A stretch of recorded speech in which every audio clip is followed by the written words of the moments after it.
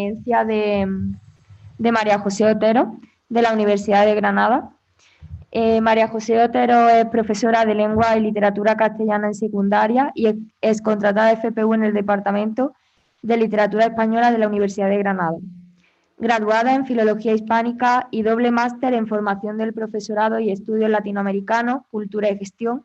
actualmente trabaja en su proyecto de tesis, la novela académica en el siglo XXI, Cruces transatlánticos entre España y Argentina, bajo la tutela de la doctora Ana Gallego Cuiñas. Durante su formación de grado y máster ha sido beneficiaria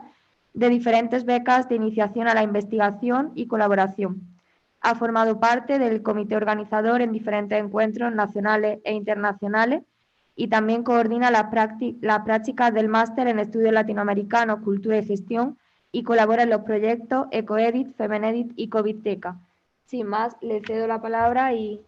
adelante. Bueno, en primer lugar, sí, ¿no? Muchas gracias, Carmen, y gracias también, María, por el soporte técnico. Con respecto al tema que propuse en un primer momento, mi comunicación ha sufrido un breve reajuste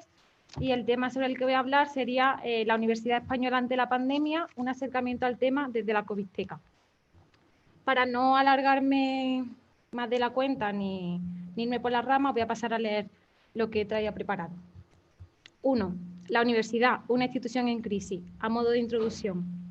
En un reciente artículo, Boaventura de Sousa Santos advertía que los principales ataques que la universidad pública venía sufriendo antes de la pandemia procedían principalmente de dos frentes, el del capitalismo universitario y el de la ultraderecha ideológica. En relación con la primera idea, en trabajos anteriores, este mismo autor ya había señalado e identificado una triple crisis institucional de hegemonía y de legitimidad por la que la universidad estaría atravesando. A razón de este sociólogo, de estas tres crisis sería la crisis institucional,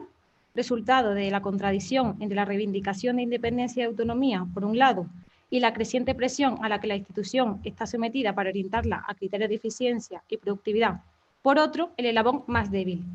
¿Por qué?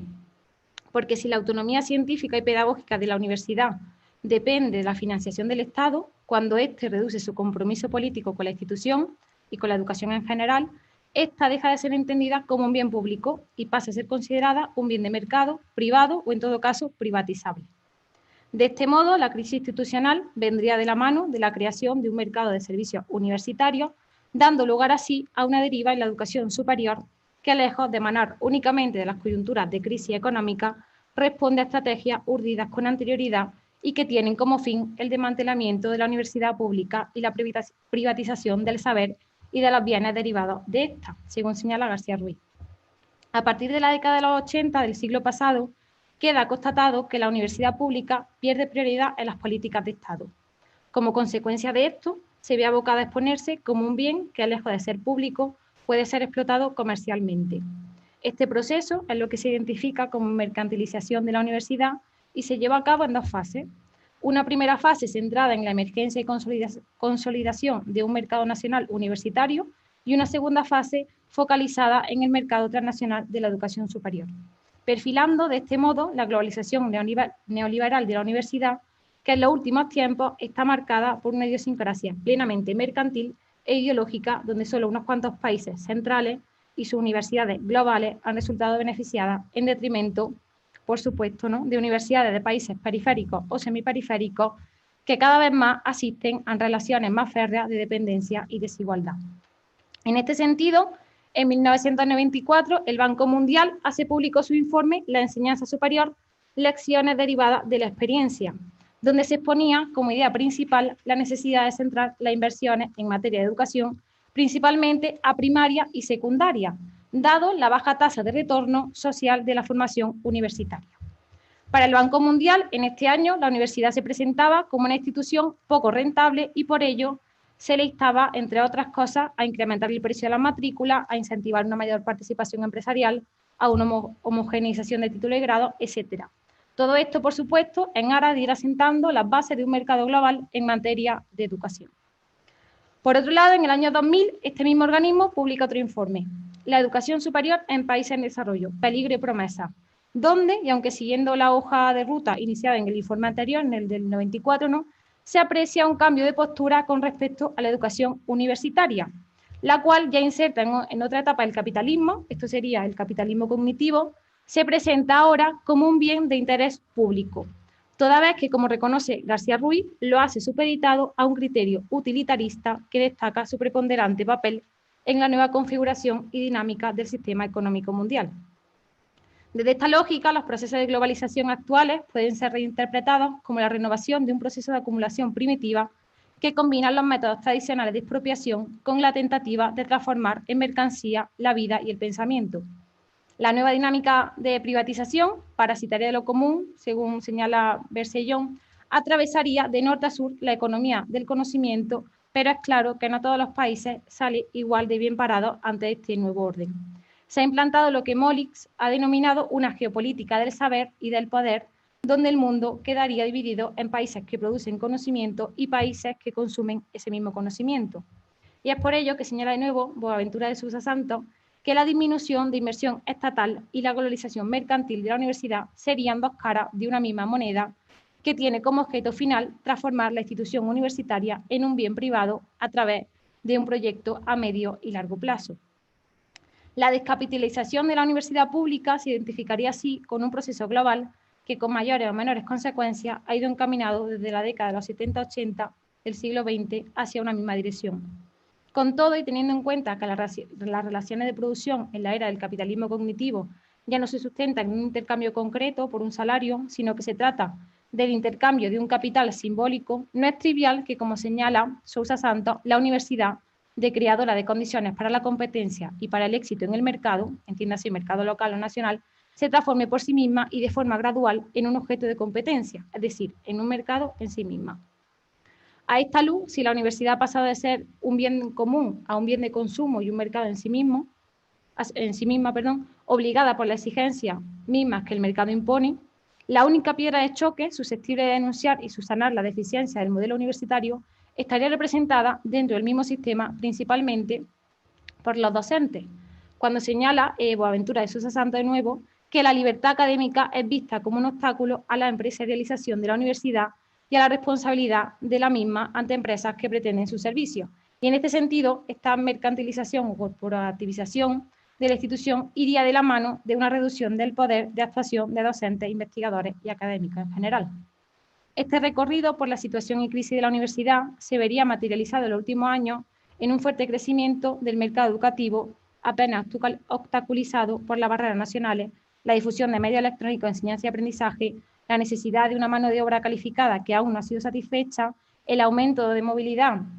entre estudiantes, docentes, programas, la incapacidad financiera de los gobiernos para satisfacer la creciente demanda de educación superior, toda vez que se ha obviado o desatendido la jerarquización todavía más evidente entre países centrales y países periféricos que esta comercialización de la educación universitaria acarrearía consigo. En relación con lo anteriormente señalado, y como han señalado diferentes teóricos, en la fase del capitalismo actual, la centralidad de la producción del valor está en el conocimiento, donde, como ya adelantó Foucault en Nacimiento de la Política, un aspecto central radica la transformación de los seres humanos en capital humano, ya que, y cito, ¿no?, el recurso humano intelectual constituye el verdadero origen del valor. Fin de cita. Por tanto, es desde esta lógica de donde tenemos que entender la deriva corporativista de la institución universitaria, capitalismo académico según algunos autores, que por la posición privilegiada que ocupa en la producción de conocimiento, se erige la universidad como un lugar altamente atractivo para extrapolar esas prácticas neoliberales. La universidad, señala Molix, se está ubicando cada vez más como centro de disputa entre distintos agentes sociales que desean controlar sus saberes y apropiárselos. Con todo, es claro que estos cambios y transformaciones no podrían haber tenido cabida fuera de los procesos de globalización que, enfocados en la aniquilación de los Estados-nación, repercutieron de forma directa o indirecta en las prioridades de investigación y de formación, no solamente en las ciencias sociales y humanísticas, sino también y sobre todo en las ciencias naturales y de forma más especial en las vinculadas con proyectos de desarrollo tecnológico. Por ello, partiendo de esta encrucijada con la que viene lidiando principalmente los académicos y las académicas como principales piedras de choque desde la década de los 80 del siglo pasado, cabe preguntarse, ¿cómo ha afectado la pandemia de coronavirus a la universidad? cómo ha contribuido la obligada difusión de medios electrónicos de enseñanza y aprendizaje a las crisis que ya venía enfrentando la institución, cómo ha afectado la pandemia a la producción de conocimiento, cómo ha impactado la situación sanitaria en el espacio de las ferias públicas que venían ocupando los académicos y las académicas. 2. La universidad ante la pandemia. Nueva encrucijada. La pandemia ha sacudido los cimientos del mundo tal y como lo conocíamos, y la universidad, como institución generadora de conocimiento, no ha quedado ajena a esta situación. Ahora bien, ¿cómo ha afectado la pandemia a la universidad? En términos numéricos, y de acuerdo con los datos de la UNESCO, a principios de abril de 2020, las universidades de más de 185 países se vieron obligadas a cerrar, afectando a cerca del 90% del estudiantado matriculado, que de un día a otro tuvo que hacer frente, al igual que el profesorado, a un nuevo paradigma de enseñanza-aprendizaje virtual en el mejor de los casos. Esta situación también afectó de lleno a la investigación de más del 80% de universidades que, según informaron en este informe, informaron del riesgo de no poder completar sus proyectos a tiempo. Ante esta coyuntura, organismos como la Asociación Internacional de Universidades o la Asociación Europea de Universidad, desde un primer momento se prodigaron a instar al fomento de la colaboración multilateral entre universidades y a la mayor cooperación internacional con el objetivo, y cito, de avanzar hacia sistemas universitarios más resilientes y preparados para hacer frente a los retos globales. Durante los primeros meses de pandemia, a nivel institucional, solo íbamos a hablar de planes de contingencia y de la capacidad de adaptación y reacción ante la situación que se nos venía. La docencia en el aula se trasladó a la modalidad online, de manera que solo en la primera fase de la pandemia, cerca del 70% de universidades de todo el mundo pusieron en marcha un plan de formación online. Un 20% desarrolló herramientas específicas para dar continuidad al proceso de enseñanza-aprendizaje y solo un 7% de las universidades de todo el mundo suspendieron las clases. Con todos los primeros debates en foros internacionales, esta nueva coyuntura que obligó, como veníamos diciendo, ¿no?, a las instituciones a reajustarse sin apenas tiempo para repensarse, fue entendida como una oportunidad para explorar, y cito, ofertas docentes más flexibles o formas de docencia híbrida. Estas palabras, analizadas ahora desde la crisis que la universidad venía enfrentando desde un tiempo anterior a la eclosión de la epidemia mundial, que obligó a la mayor parte de la población a un confinamiento forzoso con la consecuente virtualidad y difusión telemática del aprendizaje universitario, situarían a la universidad en una nueva encrucijada, que encaminarían a la institución hacia esa idea de universidad global, donde la geopolítica del saber, el capitalismo académico y los ejes norte-sur cobrarían más relevancia que nunca. No obstante, y en otro orden de cosas distinto del anterior, es claro que el contexto de crisis sanitaria ha puesto en el centro a la institución universitaria, poniendo en valor el quehacer científico y universitario hasta el punto de que, como señalaba Jacques Leinen, la ciencia durante la pandemia ha sustituido a la política con la propuesta de soluciones para los retos a los que el COVID nos ha expuesto, y también al permitir la propia política que sea la ciencia con carácter general la que estuvo presidiendo la toma de decisiones sobre la pandemia. Desde el principio, los gobiernos se han apoyado y amparado en la reputación y experiencia investigadora, y según recoge el informe El impacto del COVID en la educación superior alrededor del mundo, en torno al 60% del profesorado de instituciones de educación superior fue consultado a este respecto. La pandemia ha propiciado el reconocimiento de la labor universitaria por parte de la sociedad, dejando al margen esa imagen de torre de marfil, alejada del mundo, ¿no?, para volverse un actor clave, productor de conocimiento y generador de posibles soluciones para la crisis. Ejemplo de esto último, ¿no?, y en relación con lo que comentaba Francisco de la infodemia, por aquí no me he querido meter, es la cantidad descomunal de trabajos, ¿no?, que un buscador como Google Scholar nos devuelve tras introducir términos como COVID, coronavirus, pandemia de COVID-19, etcétera, ¿no? Pero no solo en el terreno de lo científico académico, a través de la producción de artículos, monografías o proyectos de las diferentes áreas del saber, se ha vuelto central la presencia de profesores e investigadores durante la pandemia. También ha sido ingente la presencia pública de estos en medios de comunicación, televisión, prensa y radio, ¿no?, pero también redes sociales, pues, como veníamos diciendo, es innegable que la pandemia ha consolidado la legitimidad de la función investigadora y social de la universidad ante la opinión pública. Algo que, sin saber por cuánto tiempo permanecerá inamovible, ha sido aprovechado por los académicos desde diferentes puntos de vista que ahora pasaremos a analizar en relación con la COVIDteca. 3. La universidad ante la pandemia vista desde la Covisteca. Ahora puedes pasar. Bajo la etiqueta temática universidad se recogen en la Covisteca, ¿no?, la hemeroteca de humanidades sobre el impacto socioeconómico y la incidencia cultural de la pandemia de coronavirus, un total de 452 recursos, lo que viene a suponer un 6,36% del total de materiales recogidos en esta biblioteca virtual, que suma entre su haber más de 7.000 materiales entre artículos, revistas, misceláneas y material audiovisual. Para el caso español, que congrega la mayor muestra de recursos en esta biblioteca, con un total de 1.617 materiales, esta temática viene a suponer un 5,44 del total, antecedido, como ya han señalado mis compañeros, únicamente por el número de recursos dedicados a tres temáticas: biopolítica, que es sin duda el tema clave durante la pandemia, estudios sensoriales y género. La podemos ver en esa gráfica y en la siguiente también. Como veníamos señalando, durante la pandemia, la universidad ha venido revirtiendo esa posición más o menos marginal, entre comillas, ¿no?, que venía ocupando para ponerse en el centro de la opinión pública como eje de reflexión sobre y desde el que empezar la pandemia y la crisis sanitaria, pero también la crisis económica, política y social derivadas de ella. A esta luz, en las siguientes páginas nos prodigamos a indagar desde una doble faz, cuantitativa y cualitativa, el tratamiento que el tema ha tenido en los diversos recursos recogidos en la Covisteca, con el objetivo de identificar los puntos cardinales desde los que la universidad como tema ha interesado de manera recurrente entre la ingente cantidad de no cosas, y aquí cito a Byung-Chul Han, ¿no?, que comienzan a determinar el mundo en el que vivimos, cómo se han relacionado universidad y pandemia. Para llevar a cabo este cometido, en este trabajo inicial, nos hemos centrado principalmente en el caso español, dejando para próximos estudios el análisis de la temática en otros países, con el análisis de 88 materiales, entre los que se encuentran disgregados por tipo de material, 76 artículos, 4 entrevistas, 2 misceláneas y 6 artículos de revista, en un eje temporal que abarca la totalidad de los recursos recogidos en la hemeroteca sobre esta temática en España. Esto es, de marzo de 2020 a marzo de 2021. Pues, y aunque como se aprecia en la siguiente gráfica, es palmario que la mayor producción y circulación de materiales sobre el tema tuvo lugar durante los meses de abril a julio de 2020, coincidiendo, por otro lado, ¿no?, con la producción masiva de materiales de todas las temáticas, dada la urgencia y novedad de la situación, nos interesa calibrar el alcance que a un año vista el tratamiento del tópico ha podido sufrir, identificando así las cuestiones centrales que se han mantenido durante este periodo y aquellas que han podido ir modificándose o apareciendo con el transcurso de la pandemia. Un análisis cuantitativo de los conceptos que más se repiten dentro de nuestro tópico en la Covisteca nos devuelve los siguientes datos.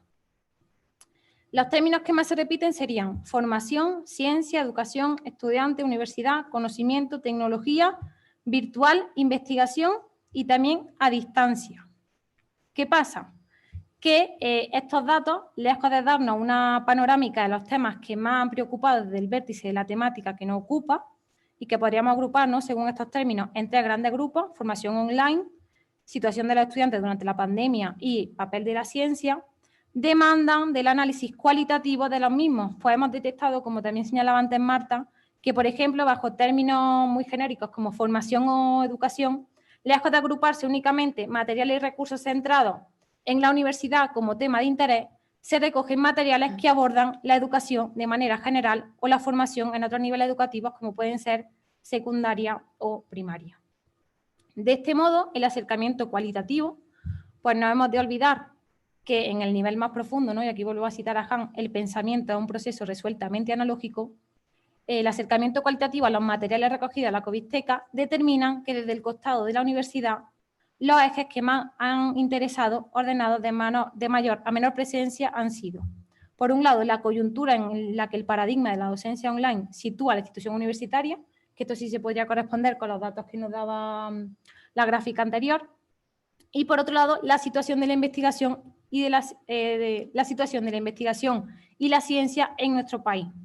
Por otro lado, y en mucha menor medida, hemos destacado otro tema que sería la brecha de género en la academia. Y en cuarto lugar, aunque no lo voy a tratar, estaría el que había mencionado, bueno, también había hecho Francisco referencia antes, que tendría que ver con la infodemia, qué conocimiento y cómo se ha producido el conocimiento y la multitud de artículos y trabajos científicos desde la universidad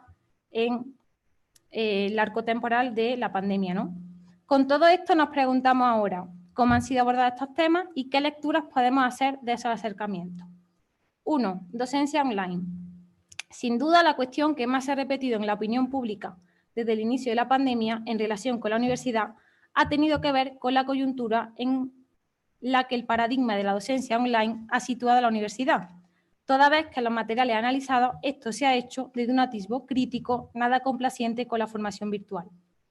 Es un hecho que las TICs han sido desde el inicio de la pandemia la grande aliada de la universidad al posibilitar, por un lado, el mantenimiento de gran parte de la actividad académica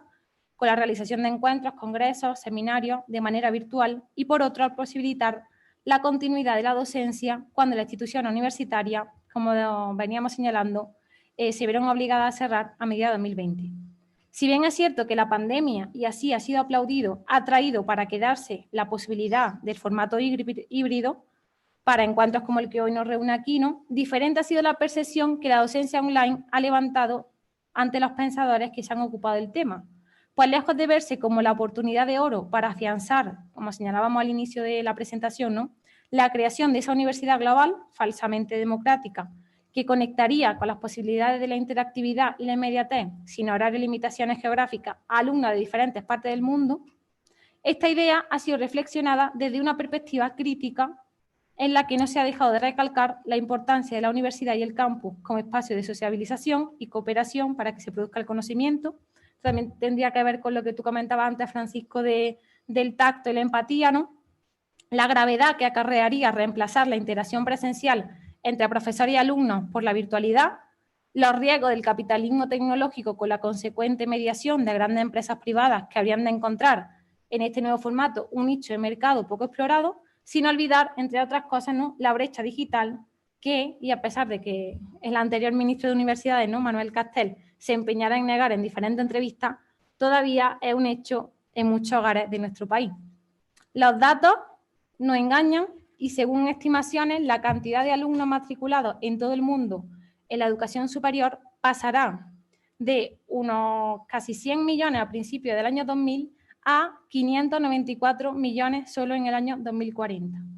La masificación de la educación universitaria será un hecho, si no lo es ya, y esto, lejos de poder ser absorbido por las instituciones públicas, ha abierto un nicho de mercado para universidades privadas,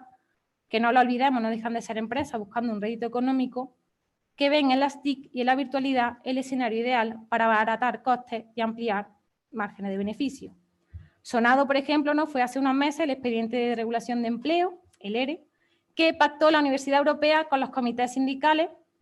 lo que no deja de poner sobre la mesa la mercantilización a la que la educación superior está sometida desde hace varias décadas y que con la crisis sanitaria se ha visto agravada.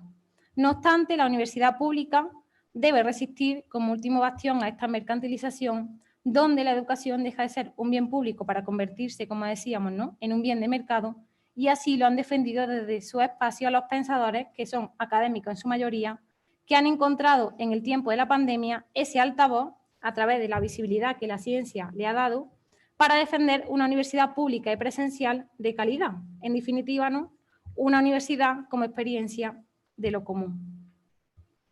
2. Situación de la ciencia y la universidad en España. En relación con el tema anterior, el de la virtualidad, otra cuestión que ha adquirido gran relevancia en los debates públicos centrados en la universidad tiene que ver con la situación de la investigación y la ciencia en nuestro país. A través del análisis de los materiales recogidos en la Covisteca, podemos constatar que la visibilidad que la ciencia y la universidad han alcanzado desde el inicio de la crisis sanitaria ha sido aprovechada de nuevo por profesores, académicos e investigadores para denunciar la situación de la investigación y el trabajo académico en nuestro país.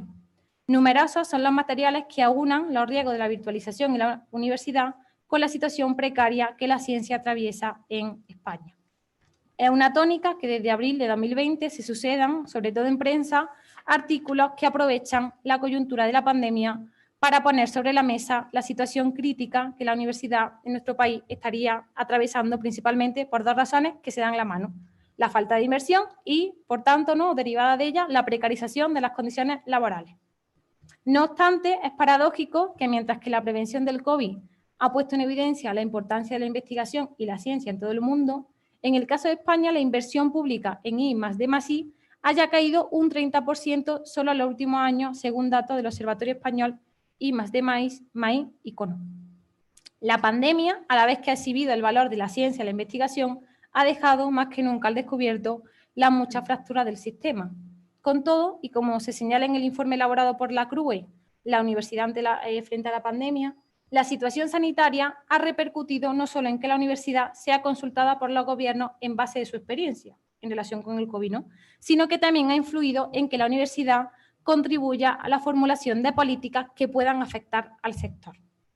Como ejemplo de esto último, ¿no?, podríamos señalar el Plan de Choque para la Ciencia y la Innovación, que surge precisamente a raíz de la pandemia, o más recientemente, y dentro de lo contemplado en ese plan, la reforma de la ciencia, o sea, la reforma de la Ley de la Ciencia, que, y aunque salvando la distancia de todo lo que todavía queda por hacer, supone un pequeño avance, sobre todo en cuanto a la mejora de las condiciones laborales de gran parte del sector. De todo lo anterior, deducimos que la presencia central y cardinal de académicos, investigadores y profesores durante la pandemia en medios de comunicación, espacios centrales de la opinión pública, ha funcionado lejos de todo el pronóstico que el escenario de la virtualidad podía augurar hacia una mayor mercantilización de la universidad, también la universidad pública, ¿no?, como una piedra de choque y contención que ha derivado en poner los puntos sobre la IE acerca de la situación de la universidad en nuestro país, señalando la situación precaria de investigadores y profesores, así como los peligros que la continuidad y el mantenimiento de los nuevos formatos online, ¿no?, podrían traer para la formación y el sistema universitario, lo que ha resultado en la consecución de pequeñas mejoras, pequeñísimas, que se llevaban reclamando desde hace mucho tiempo. Ante una situación como la actual, la ciencia y la universidad se han vertebrado como centro de soluciones y este hecho, como decíamos, ¿no?, ha sido aprovechado por los académicos para exigir cambios y soluciones. Pues no hemos de dejar pasar, ¿no?, que del total de materiales que para el caso español se encuentra recogido en la Covisteca, y solo hemos analizado lo de la temática universidad, más del 70% ha sido escrito por académicos. También del análisis de los datos y materiales constatamos que a excepción de 2 materiales que veneraban las bondades de las TICs y la necesidad de que éstas hubiesen llegado para quedarse y transformar la vida universitaria tal y como la conocemos, el lativo crítico a estos temas se inicia con la producción y circulación masiva de materiales sobre la pandemia, esto sería finales de marzo, principios de abril de 2020, y ha permanecido inalterable, o en todo caso más incisivo, hasta febrero de 2021, fecha a la que se recoge el último artículo sobre el tema en nuestra hemeroteca. 3. La brecha de género en la universidad durante la pandemia. Por otro lado, otro eje de reflexión más ausente, pero que también encontramos a partir de junio de 2020, ya bien avanzada la pandemia, ¿no?, tiene que ver con la brecha de género en la institución. No cabe duda de que las instituciones de crisis acentúan las desigualdades y la universidad en materia de género ha dejado ver otra de sus grietas, de las muchas que tiene, ¿no? El último informe, Científica en Cifra, elaborado por el Ministerio de Ciencia e Innovación, señalaba entre sus conclusiones una tendencia positiva en cuanto a la presencia de investigadoras en organismos públicos de investigación a lo largo de los últimos años, alcanzando casi el 41% del personal investigador de nuestro país. Del mismo modo, los datos recogidos en ese informe destacaban una ligera mejora en lo relativo a la presencia de académicas en puestos de toma de decisión, lo que podría leerse como una evidencia de que la universidad pública, aunque tarde, se estaría encaminando en la senda de la igualdad. No obstante, estos datos no dejan de ser tan alentadores si nos centramos en el contexto de la pandemia y más concretamente en el contexto del confinamiento. ¿Qué ha sido de las investigadoras y académicas durante la crisis sanitaria? Ante la clara evidencia a nivel mundial de un menor número de publicaciones de investigadoras mujeres como primera autora de trabajos científicos durante el confinamiento, esto igual es muy largo, en definitiva, ¿no? Ante las claras evidencias de que las investigadoras enviaban menos trabajos como primera autora, surge una iniciativa de la Unidad de Mujeres y Ciencias, dependiente del Ministerio de Ciencia e Innovación, que envía en junio de 2020 un cuestionario online sobre aspectos relacionados con la conciliación laboral, familiar y personal a todos los empleados y empleadas de organismos públicos de investigación, el cual fue contestado de manera anónima por más de 1.563 trabajadores. Entre los resultados que se deducen de la respuesta de este cuestionario concluye el informe. ¿Otra vez? Ahí. Respecto del número de artículos o capítulos de libros presentados durante el confinamiento a editoriales o revistas científicas, un 30,8%, ¿no?, del total de investigadores no ha presentado ninguna publicación. Disgregado por género, ¿no?, esto vendría a ser un 27,9% de hombres, un 27,9% de hombres no ha presentado ningún artículo o capítulo de libro durante el confinamiento, frente a un 33,1% de mujeres que no ha presentado,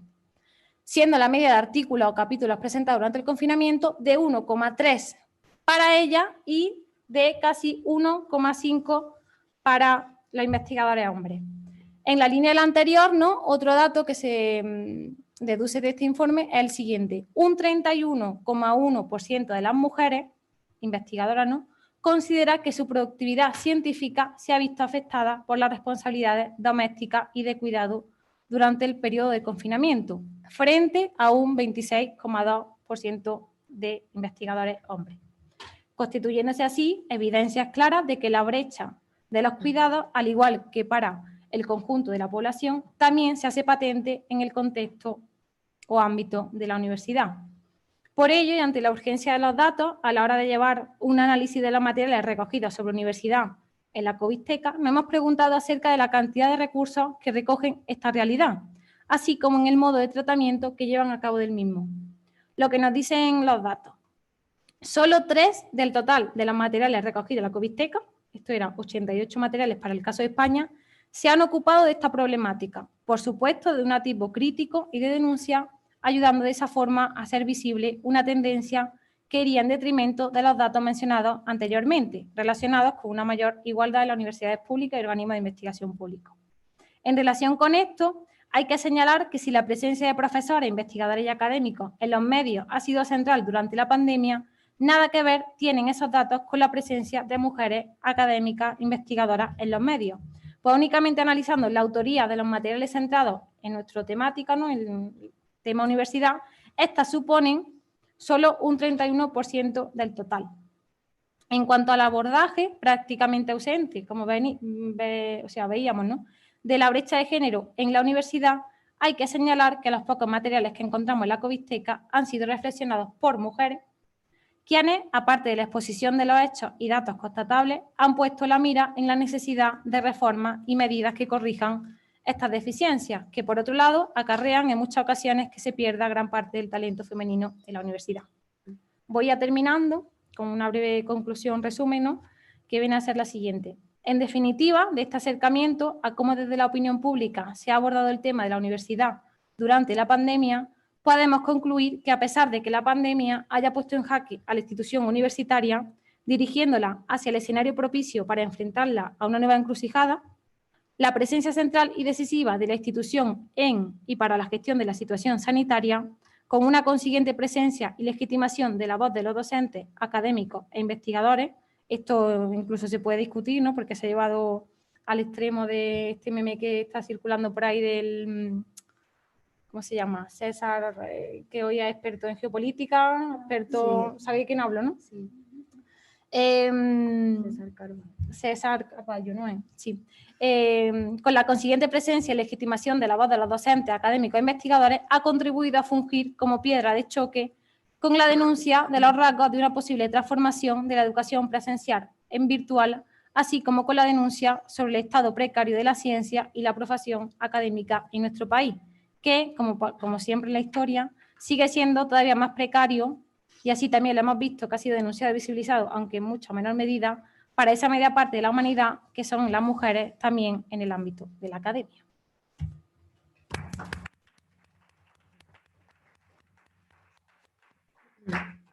Muchísimas gracias, María José, por esta ponencia tan interesante sobre la universidad, ¿no?, que nos atañe a todos y a todas. A uno más que a otro.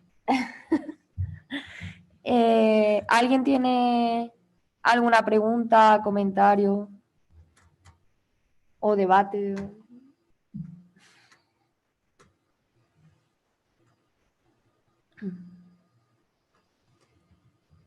Bueno, yo sí que te quería comentar una cosilla, si nadie se quiere preguntar antes. Esta mañana en la conferencia inaugural lo recordaréis, hemos tenido un debate bastante extenso sobre cómo, digamos, la modalidad online se ha impuesto, que antes era, digamos, un modelo más privado, ¿no?, propio de la universidad privada, en la universidad pública, también por una necesidad de fuerza mayor, por así decirlo, ¿no? Pero en ese sentido se planteaba que era un mero trasvase, en plan, como por ejemplo similar a lo que pasa en el mundo del libro, que sería el mismo soporte, o sea, que sería distinto soporte, pero que sería lo mismo. Pero yo pensaba esta mañana, ¿no? Lo que pasa es que no me ha dado tiempo a plantearlo. Sin caer, por supuesto, en una romantización excesiva, ¿no?, ni del mundo del libro, ni de la educación, ni tampoco en el extremo de la demonización tecnológica, no se podría plantear como que al final eso es un triunfo neoliberal, en el sentido de que si triunfan, por ejemplo, los cursos online, ¿no?, al final, ¿quién accede a esos cursos? O sea, por la brecha digital que tú comentabas, y no solo brecha digital a nivel local, por supuesto, sino brecha digital también a nivel global, evidentemente. Y asimismo también lo comentaba con José, que también es como no sé si os pasaba, que grababais las clases, en el sentido de grabad la clase y la vemos cuando queramos.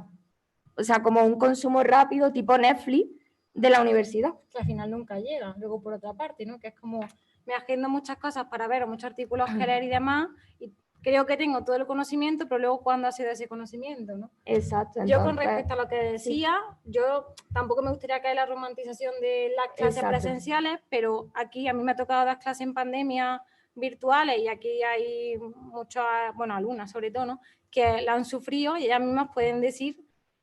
la brecha que hay entre una clase presencial a una clase virtual, salvando las distancias. Es que no tiene nada que ver.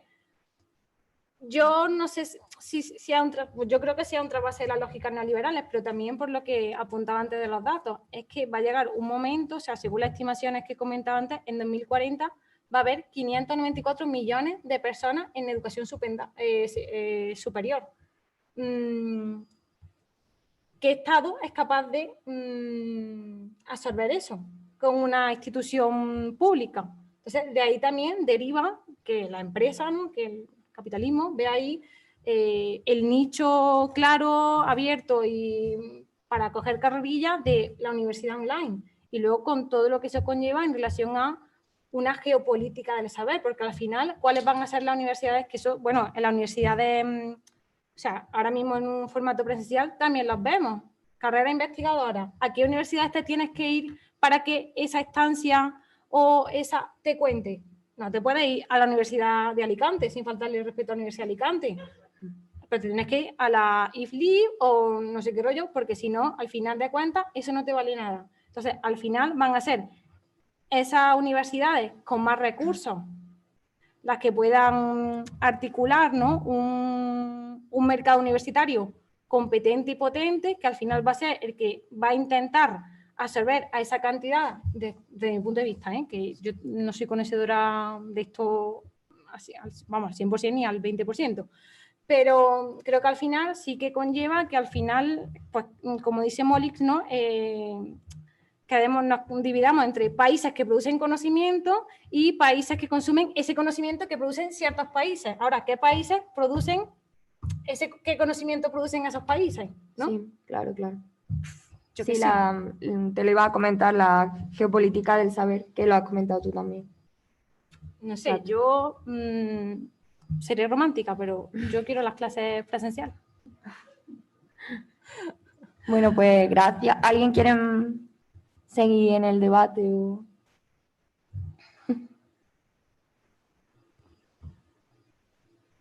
Parece que no. Bueno, pues damos por concluida la ponencia de María José y el primer día de congreso. Y mañana nos vemos por la mañana. Estoy ronca, no es COVID, no os preocupéis.